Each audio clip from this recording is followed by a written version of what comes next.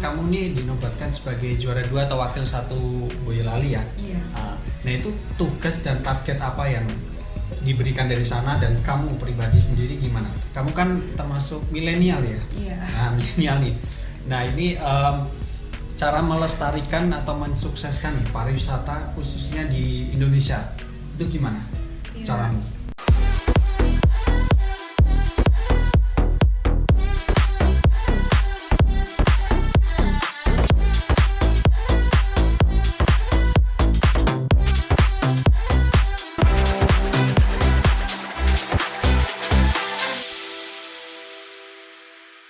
Halo sahabat podcast, apa kabarnya hari ini? Sehat selalu ya. Hari ini kita bertemu lagi dengan IHS Podcast dengan saya, Adi Triwibawa. Hari ini saya akan membawakan sebuah tema yang sangat menarik, yaitu bersama juara 2 atau wakil 1 Duta Wisata Boyolali. Siapakah beliau? Mari kita ikuti atau kita perkenalkan dengan beliau. Apa kabarnya? Siapa namanya? Boleh perkenalkan namanya? Halo, perkenalkan nama saya Merlin. Saya mahasiswa dari IHS. Hari ini kita akan membahas seputar duta wisata atau kita punya tema yaitu generasi muda yang berprestasi. Beliau adalah salah satu mahasiswi IHS angkatan berapa ini? Angkatan 2021. Angkatan 2021 yang sekarang udah semester 3. Semester 3. Nah, beliau baru saja sekitar hampir 2 minggu yang lalu ya, mengikuti ajang Duta Wisata Boyolali. Udah keren banget nih, udah juara 2 seperti itu. Oke, mau tanya-tanya nih biar nanti sahabat podcast biar tahu untuk apa sih Duta Wisata Boyolali itu, khususnya di Boyolali.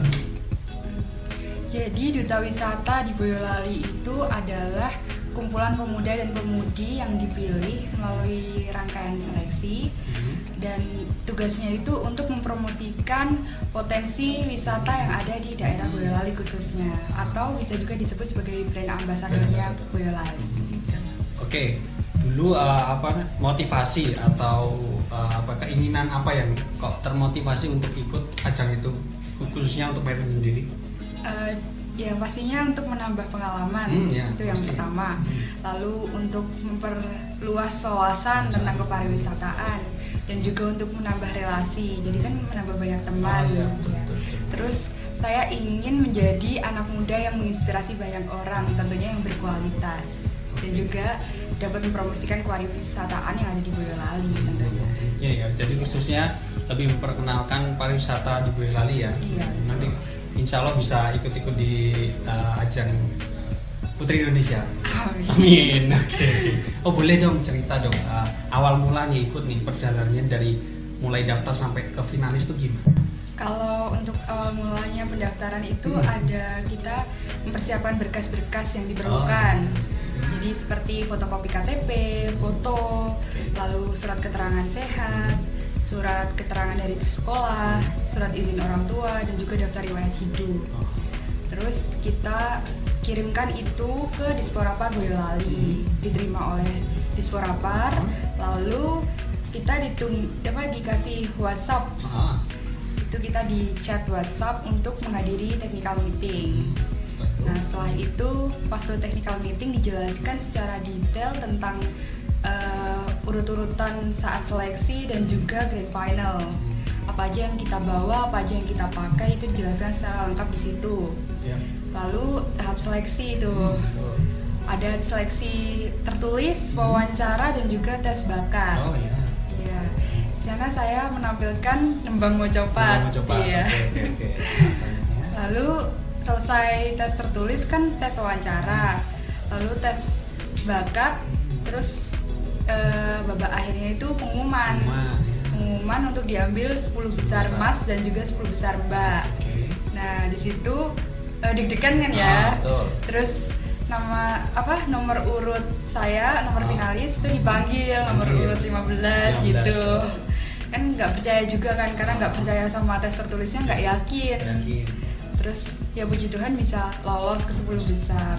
Terus yang 10 besar itu 20 besar itu di technical meeting lagi untuk persiapan karantina dan juga grand final gitu. Karantinanya di mana itu karantinanya? Karantinanya itu selama 3 hari di Front One Hotel. Di Front One Hotel Airport ya, yang dekat bandara itu. Iya. Ya. Setelah itu kan itu ini khusus Boyolali ya, Iya. jadi dari berbagai daerah ya Boyolali ya khususnya. Nah itu background mereka tuh apa saja? Kan aku pernah baca tuh di kemarin itu dari pelajar sampai dokter ya. Hewan. Nah itu gimana tuh? Iya kan dari 20 finalis itu berbagai macam latar belakang pendidikan. Betul. Ada yang mulai dari anak SMA, SMK, dan itu pun juga beda-beda SMA SMK-nya, daerahnya juga. Terus ada juga yang mahasiswa-mahasiswi dari berbagai jurusan dan juga dari berbagai fakultas. Lalu ada yang pekerja wira swasta dan juga ada yang dokter hewan. Wah, asik ya. Jadi bisa berbagi sharing-sharing ilmu ya. Jadi Iya. dari pelajar sampai dokter. Nah itu ketika aku pengen tahu nih, ketika karantina, kegiatan apa aja yang ada di karantina saat itu?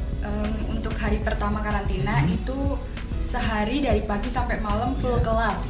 Contohnya Oke. kelas public speaking, wawasan kebangsaan, terus table manner, wisata gitu kayak pariwisataan. Nah itu kan dinilai ya, pasti dinilai dong. Nah ketika karantina sampai grand final itu apa aja, aspek-aspek apa aja yang menurutmu itu dinilai?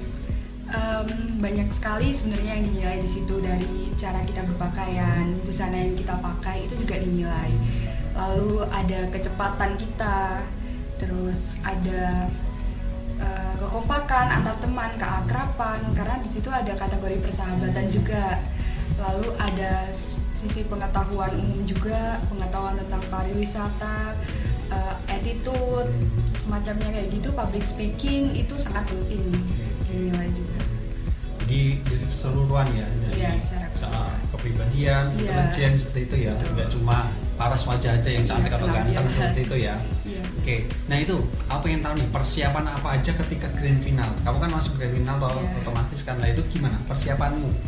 Khususnya kamu. Yang pasti persiapkan mental. Oh ya pasti. Iya. Dan juga sehat secara jasmani. Terus persiapkan jawaban-jawaban untuk sesi pertanyaan Oke. pada saat grand final, karena itu kan sangat mendebar-debarkan ya. Terus kita persiapkan untuk tariannya, yang tarian kolosal itu, Oke. karena kita cuma latihan 2 hari. Oke. Itu sangat singkat dan kita harus sudah hafal, dituntut untuk hafal. Lalu persiapkan semua, ngafalin urut-urutan acara grand finalnya. Ya. Rundownnya gitu ya. Iya, udah.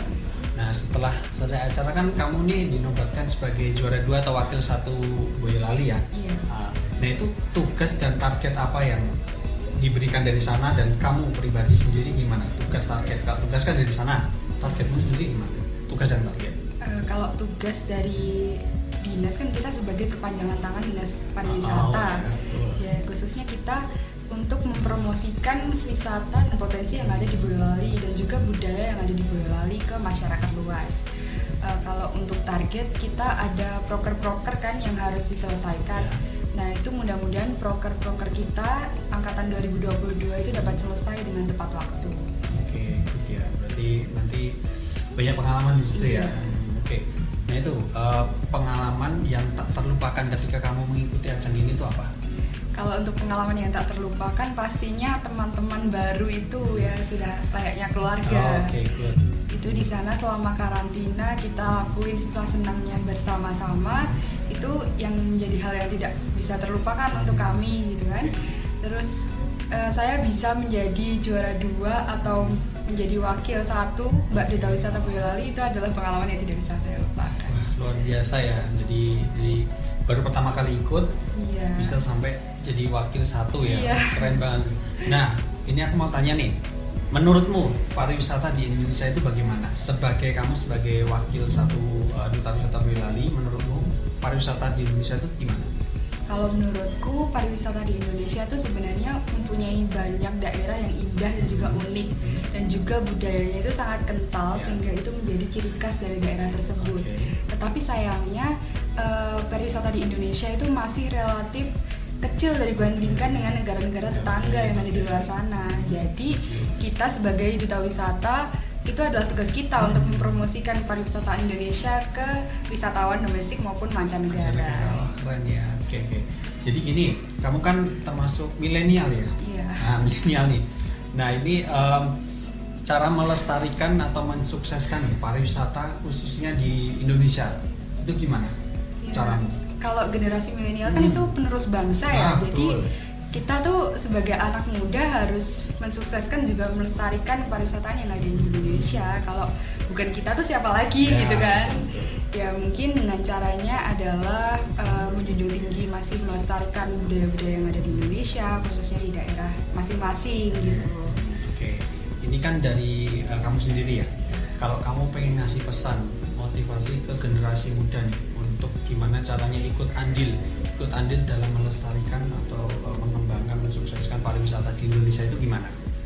Untuk teman-teman yang ingin ikut andil dalam mensukseskan pariwisataan di Indonesia, ayo ikut Mas dan Mbak Duta Wisata gitu kan. Kita akan seleksi di situ, kita juga akan ketemu di situ, apalagi di Boyolali kan. Kita di situ bisa sharing bareng, kita belajar bareng, kita akan mensukseskan dan melestarikan pariwisata di Indonesia khususnya di Boyolali itu secara bersama-sama. Jadi kita ikut andil dalam mensukseskan pariwisataan khususnya di Kota Boyolali. Seperti itu. Jadi harapannya ngasih pesan ke generasi milenial ini lebih maju gimana bisa berpikir sukses ya dalam arti mensukseskan pariwisatanya Indonesia sendiri. Jadi nggak banyak liburan ke luar negeri, jadi kita bisa memperkenalkan pariwisata atau budaya kita bahkan ke mancanegara seperti itu. Betul. Oke, obrolan kita hari ini sangat menyenangkan dengan Mbak Duta Wisata Wakil 1. Kita akan bertemu di sesi-sesi berikutnya di tema-tema yang sangat menarik berikutnya. Oke, sekian dari kami. Terima kasih. Dadah.